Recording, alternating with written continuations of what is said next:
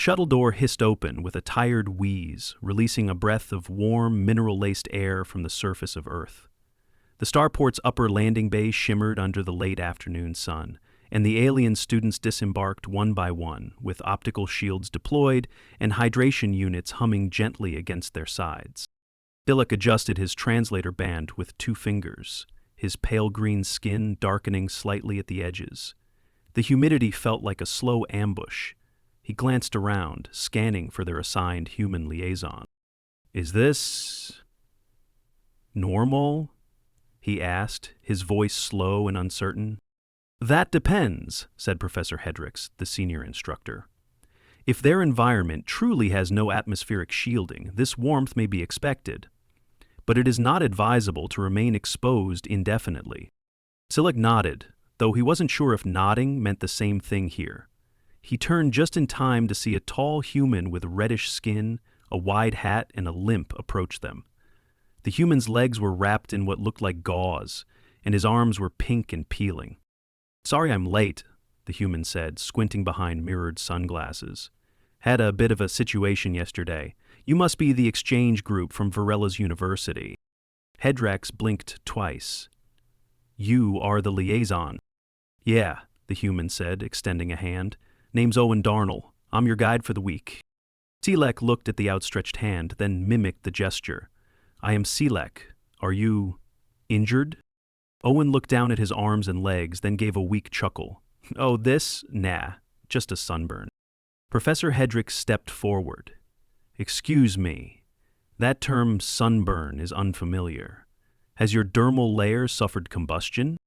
"No," Owen said, scratching behind his neck. "It's just too much UV radiation. Happens when you're out too long without sunscreen. Skin gets red, sore, sometimes peels. Hurts like hell for a couple days, then it gets better." Silek stared at the patchy red blisters on Owen's forearms. Some were bubbling slightly. "Your epidermis is damaged. That is not superficial. Why are you not in a medical facility?" "I was, briefly," Owen said. "Got some topical treatment, fluids, and pain meds. Didn't need to stay overnight. Second-degree burns mostly. Happens every summer." Professor Hedricks looked appalled. Voluntarily exposing oneself to solar radiation levels sufficient to cause dermal trauma is standard? "Well, not ideal," Owen said, hobbling toward a transport shuttle. "But people do it. Some even pay for it. Come on, let's get inside. AC's running and there's bottled water." Inside the shuttle, the students sat quietly. Silek leaned toward Owen, who had reclined his seat and was pressing a cold pack to his shoulder. "You said it hurts. What is the benefit?" Owen opened one eye. "Honestly, the tan looks good, and sometimes you don't realize how long you've been out until it's too late. I was helping my sister set up a beachside event. Long day, no shade." "You risked dermal injury for aesthetics?" "Not on purpose," Owen muttered. "I just didn't reapply sunscreen." Silek looked at the others. The Virellian epidermis was photosensitive to a lesser degree. Their bodies regulated exposure automatically. The thought of a sentient being failing to anticipate environmental hazards was unsettling. The shuttle arrived at the university housing block, and Owen led them in. His movements were sluggish, and he paused frequently to catch his breath.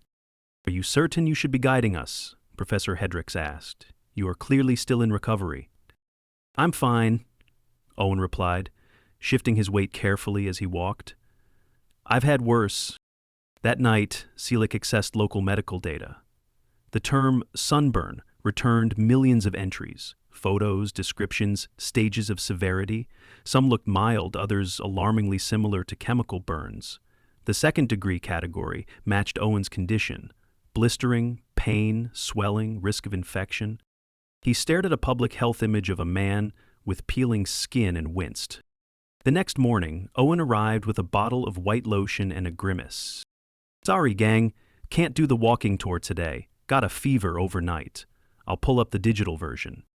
"You are febrile?" Professor Hedricks asked.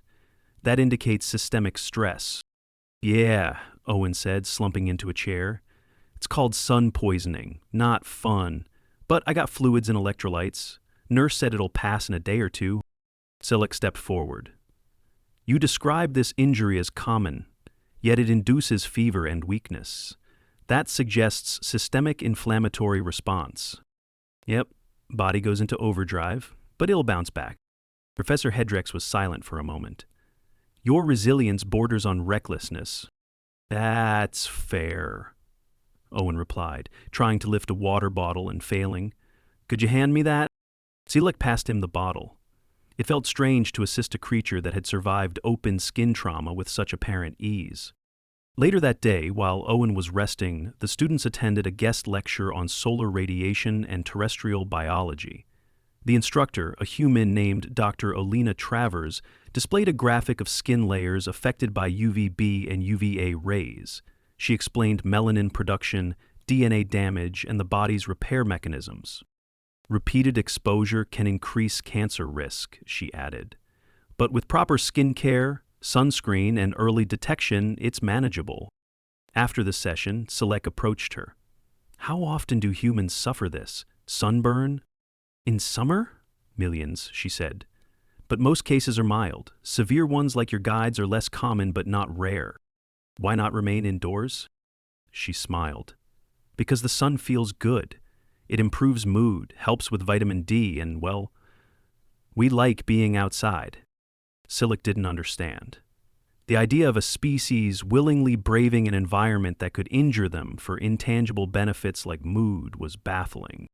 That evening, Owen rejoined them for dinner. He moved slowly but had regained some color in his face. Feeling better?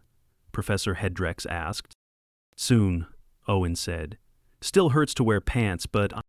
Selek leaned closer. You said this was not the worst injury you've had. What has been worse? Broke my leg in a hiking accident once, compound fracture. Took months to recover. This is just a burn. Give it a week, I'll be fine. A week? Selek repeated. You mean the skin will regenerate? In 7 cycles? More or less. The blisters will dry out, skin will peel, new skin underneath. Might itch a bit. Gotta keep it clean and moisturized. Selek wrote down every word. The next few days passed with minimal outdoor activity. Owen remained their guide, mostly from shaded areas or seated positions. His fever broke on the 3rd day, and he began walking more confidently. On the 4th day, he demonstrated applying sunscreen. You want a thick layer, he said, squeezing a dollop onto his palm. Reapply every couple hours, especially if you're sweating or swimming. Selek took the container and scanned the ingredients. Zinc oxide, titanium dioxide, water, glycerin. You coat your skin with minerals to deflect radiation? Exactly. It's like armor for your skin. Why not install a biological defense mechanism? Owen shrugged. Evolution didn't go that way for everyone. Some folks have darker skin, more melanin. They're more protected but still vulnerable. Selek considered this. So your species compensates for biological gaps with chemistry. Hey, that's one way to put it. 2 nights later, they attended a cultural exchange dinner. Selek noticed Owen's arms were no longer blistered. The skin was pink, and some areas were peeling, but the swelling had gone down. How did the tissue regenerate so quickly? Selek asked. Hydration, rest, and this stuff, Owen said, holding up a tube. Aloe vera gel keeps it cool and moist. I observed your condition upon arrival. It was severe. Yeah, 2nd-degree burns can be nasty. But as long as there's no infection and you take care of it, the skin heals up.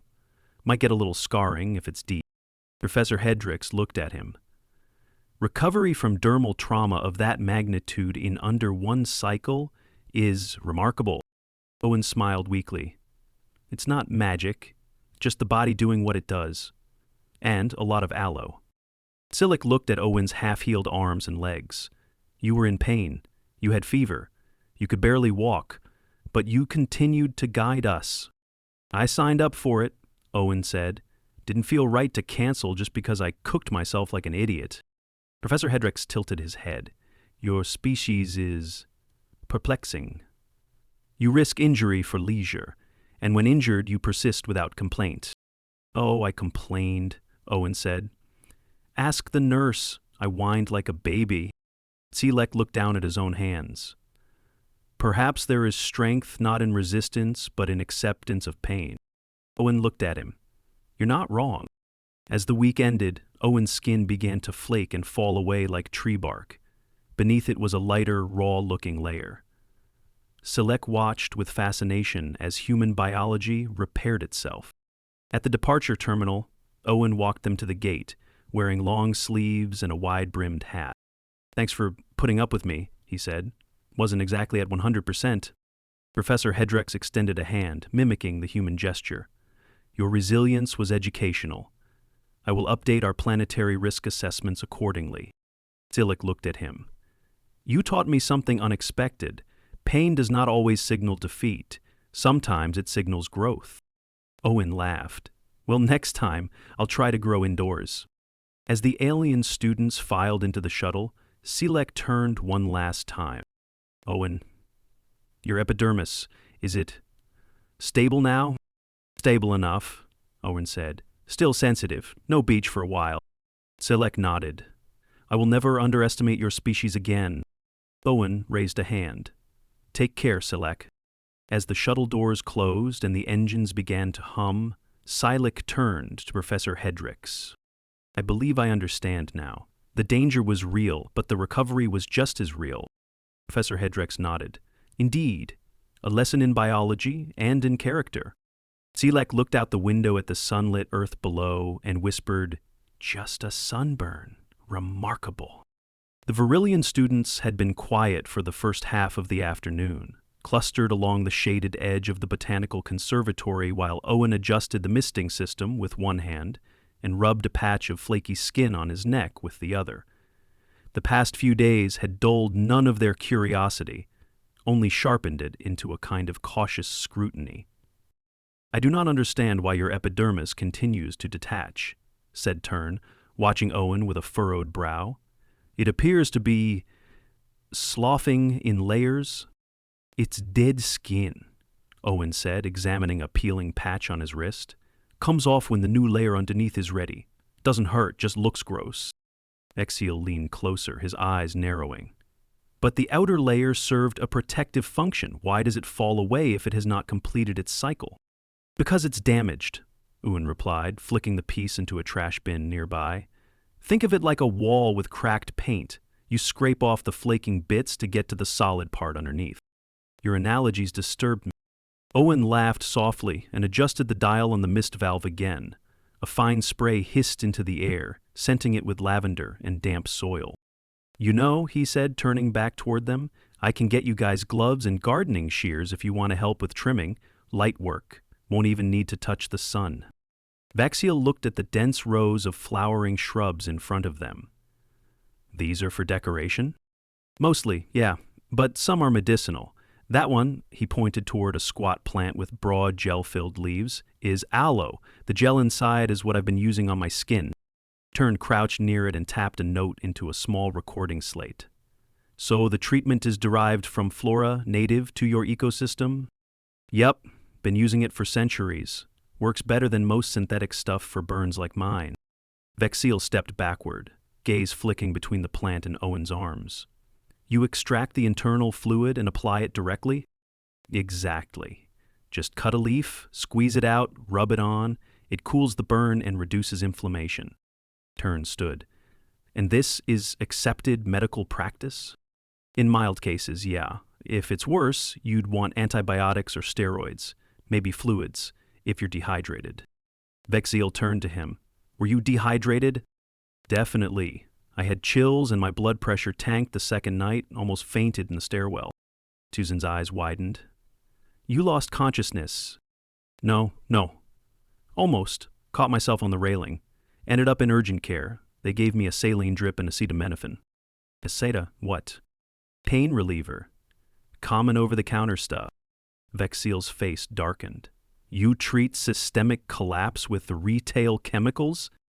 Owen shrugged. For moderate cases, yeah. If it got worse, I'd have been admitted. But I was borderline, so they patched me up and sent me home. Tern exchanged a look with Vexiel. You underwent circulatory destabilization and were discharged the same day? Welcome to the American healthcare system, Owen said, giving them a crooked grin.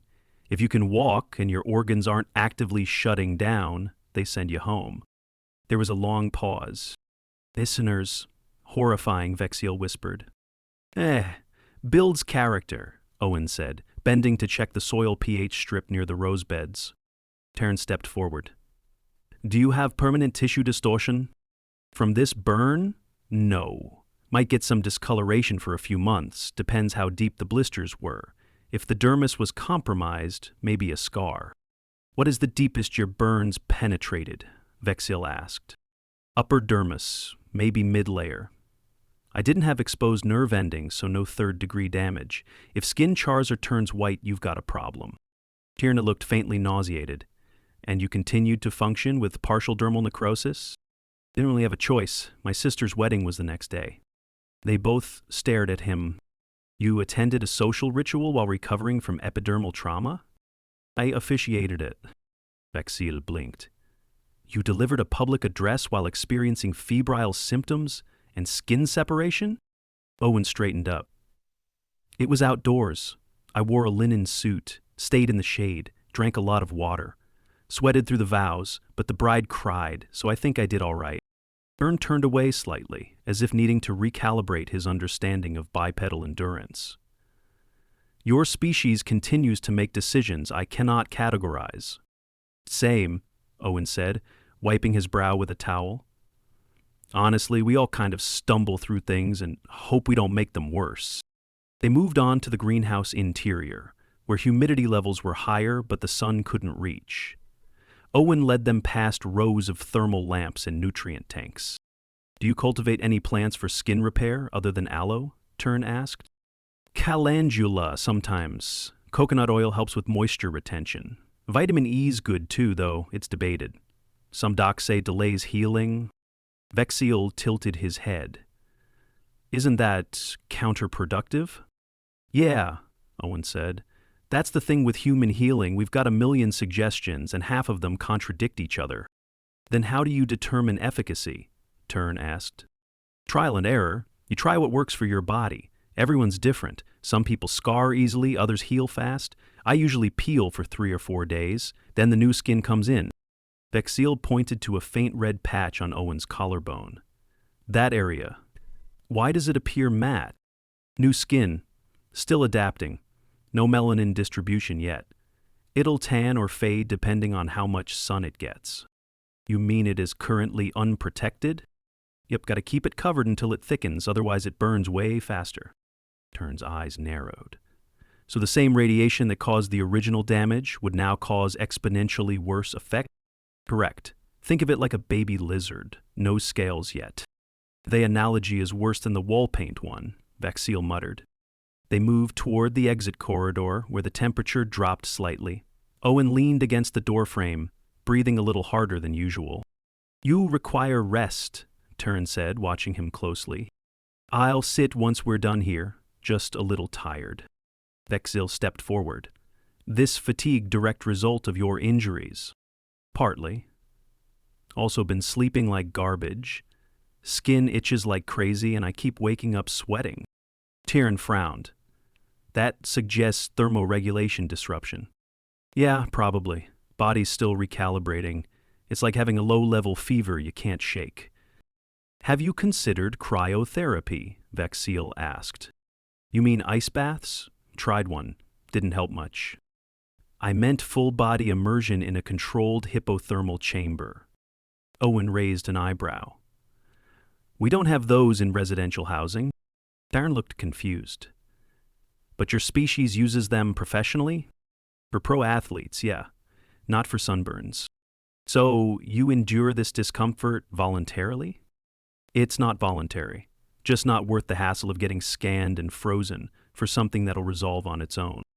Vexiel looked at Tern. They have a remarkable tolerance for procedural inefficiency. That, or an alarming resistance to common sense, Tern muttered. Owen pushed off the wall. All right, that's enough trauma talk for today. Let's get you guys back before your translator bands melt. They returned to the residence hall just as the clouds began to gather outside. Thunder rolled in the distance, and Owen smiled up at the sky. Fine, Wall, he said. Cool fronts coming in. Will that impact your recovery? Vexiel asked. Nah, just means I can sleep without the fan blasting in my face. As they parted ways in the lobby, Tern paused beside him. I have recalculated my assumptions about human biology. I had not accounted for such regenerative variance. Owen gave a tired chuckle. We're messier than we look. Vexil stepped closer. You do not fear the consequences of your injuries. Why? Owen thought for a moment. Because I've survived worse. And because if you freak out about every scrape, you'd never leave your house. Tern nodded slowly. That may explain your species' exploratory persistence. As they retreated down the corridor, Owen watched them go, scratching absent-mindedly at a fresh patch of skin on his forearm. Behind him, the storm broke over the city, and the first drops of rain began to fall. The rain had stopped by morning, leaving behind a glossy sheen on the campus walkways and a smell of wet pavement that Owen claimed was the best part of any thunderstorm. The Virellian students were less convinced. They stood near the entrance to the biology annex, hoods pulled tight, watching droplets slide off the transparent awning above them. Inside, the lecture hall hummed with the low buzz of ventilation fans and the intermittent tap of Owen's pen against a stack of worn paper folders. He sat on a stool at the front of the room, back a little straighter than the day before, wearing a loose cotton shirt with the sleeves rolled just past his elbows. His skin, while still uneven in tone, had stopped peeling. Silic entered last, carrying a thin case of observation notes, and took the seat closest to Owen. The other students settled in without speaking. You look less, flammable, Vexil said, settling beside Tern. Thanks, Owen replied, flipping open the top folder. We're doing comparative adaptation today. Thought it might help contextualize some of the stuff you've seen firsthand. Deern folded his arms. You mean your dermal regeneration? And your assumptions about it, Owen said. But also what your bodies are good at. There's a lot of overlap in how life solves different problems. Silic raised a hand. Can we ask about the fever? Owen looked up. Sure. You said it resolved in 2 days. Did you take additional medication? No. I kept hydrated, stayed cool, and let it run its course. The fever was the body's way of managing the inflammation. Unless it gets too high or lasts too long, we usually let it do its thing. Vexil leaned forward. But it's a dangerous condition, yes. As it can be if it goes above a certain point, you can get delirium, seizures, or organ stress. But mine was low grade, around 100 Fahrenheit, not dangerous by itself. Tern tilted his head. You monitored it manually? Yeah, with a thermometer. Oral readout. Checked it every few hours. And you were alone during this? My roommate was gone for the weekend, Owen said. I had my phone if it got worse. Silic tapped his notes. You mentioned electrolyte loss. How did you replace them? Rehydration salts. Pre-mixed packets you dissolve in water. Same ones we give athletes or people with stomach bugs. Vexil narrowed his eyes. So your treatment relied on maintaining chemical balance, not suppressing symptoms? Amun's exactly. The goal's to support the body, not shut it down. Tern frowned. But your body failed to prevent the injury in the first place. Owen nodded. Yeah, but different systems handle different threats. The immune response isn't designed to predict behavior, it just helps you recover from the consequences. There was a pause as the students scribbled notes. Silic looked up. You mentioned blisters. What prevents them from becoming infected? Clean environment, no popping, and topical antiseptics. I used a silver-based cream at first, helped stop bacterial growth, covered it with gauze during the worst of it. Vexil looked disturbed. You applied metal to open skin? It's a medical-grade compound. Silver disrupts bacterial cell membranes. Works well on superficial wounds. Silic nodded slowly. Did you test for infection? No signs. No pus, no spreading redness, no warmth beyond the expected inflammation.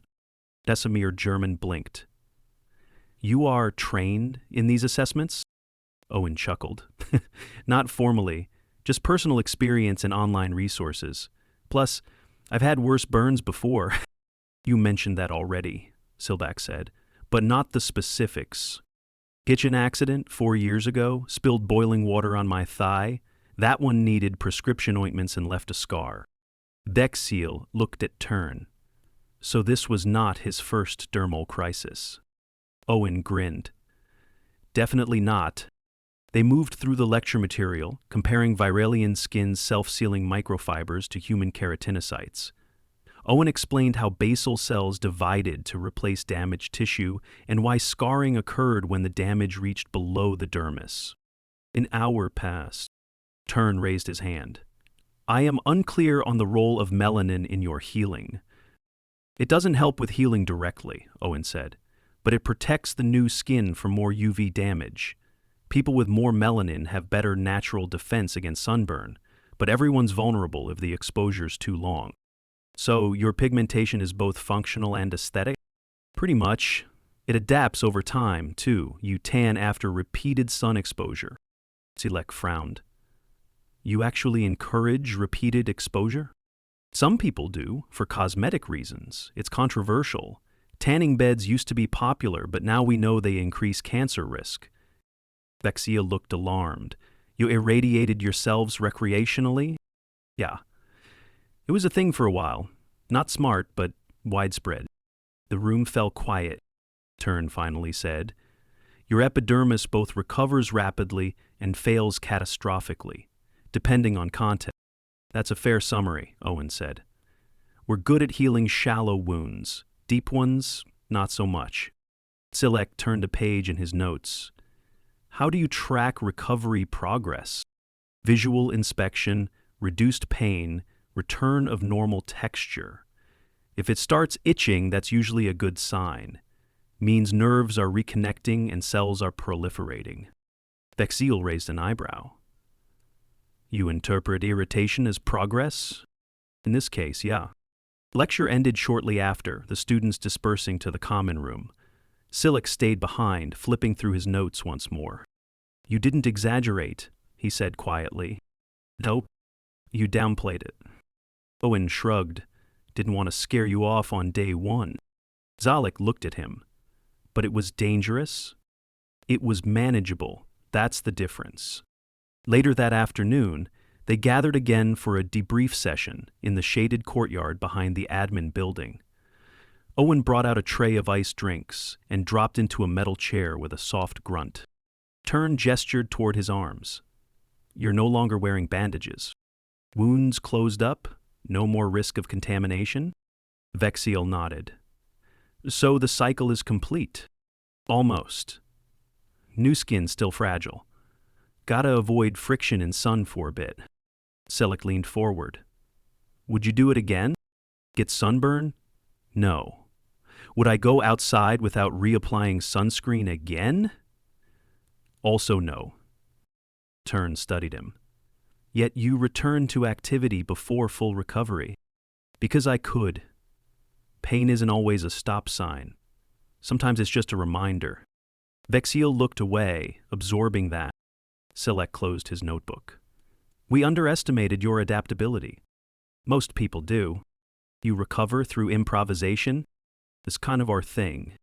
Silence settled briefly. Then Tern asked, "What would have happened if it had gotten worse?" Owen exhaled. "If I'd gotten sunstroke or infected blisters, hospital admission, IV antibiotics, maybe skin grafts if necrosis set in. But it didn't. I knew the signs. And if you hadn't, then I'd be in a burn unit instead of drinking iced tea with you." Silek tilted his head. "How do you live like this?" "Heed caution," Owen said, "and a very low tolerance for doing the same dumb thing twice." Tern nodded solemnly. "I see now. It is not that your species invites harm. It is that you endure it so frequently that recovery has become normalized." Owen smiled faintly. "Yeah, we screw up, then we figure it out." Vexiel stood. "I will update the biological risk index." "Please do." Tern looked at the others. "Perhaps the real adaptation is cultural." Select glanced at Owen. "Or psychological." The group dispersed with nods and murmured thoughts, leaving Owen alone in the courtyard. He leaned back, arms behind his head, and stared up at the overcast sky, feeling the hint of sun behind the clouds and knowing he wouldn't be out there long enough for trouble. This is time. He'd learned